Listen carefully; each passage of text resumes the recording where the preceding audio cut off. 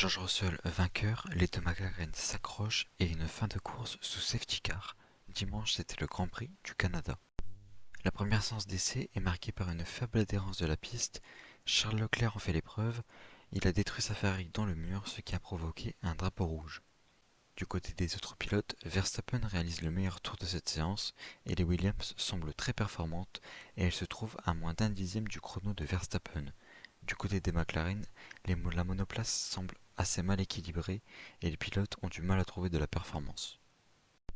Pour la deuxième séance d'essai, elle est similaire à la première. Charles Leclerc n'a toujours pas pu participer à cette séance car sa voiture est toujours en réparation.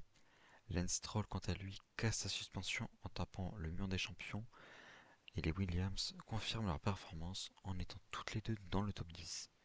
Les évolutions sur la Mercedes ont l'air de fonctionner car elle se trouve deuxième et quatrième. La dernière séance d'essai est marquée par le meilleur tour de Norris, mais aussi par le retour de Charles Leclerc au volant de sa Ferrari.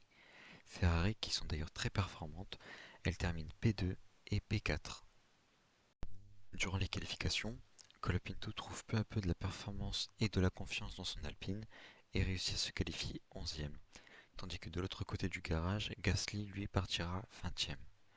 Du côté de Racing Bulls, Hadjar élimine une nouvelle fois Tsunoda en Q2. Le pilote japonais prend également 10 places de pénalité.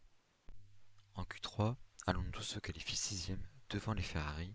Les Ferrari ne sont toujours pas dans le match pour la pole position. Leclerc partira 8e et Hamilton 5e.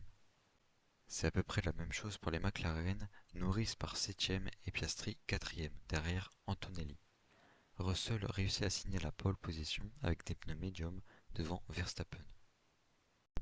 Au départ de la course, la tension est présente entre Verstappen et Russell qui s'étaient tous les deux accrochés 2 semaines auparavant. À l'extinction des feux, Russell réussit à garder la tête, Verstappen reste derrière lui et Antonelli parvient à prendre l'avantage sur Piastri. Verstappen a été le premier des leaders à s'arrêter au stand pour mettre des pneus durs, Russell le suit le tour d'après.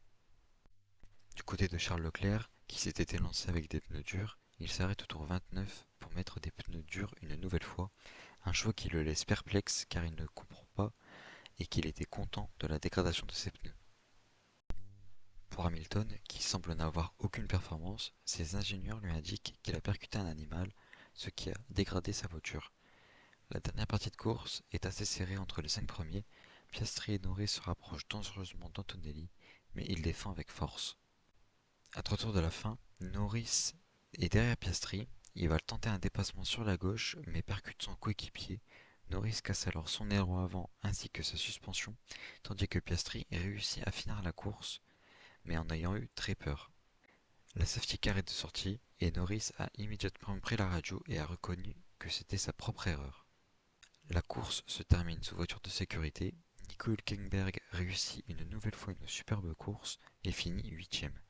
Russell remporte la course, Verstappen finit 2e et Kimi Antonelli célèbre son premier podium en Formule 1.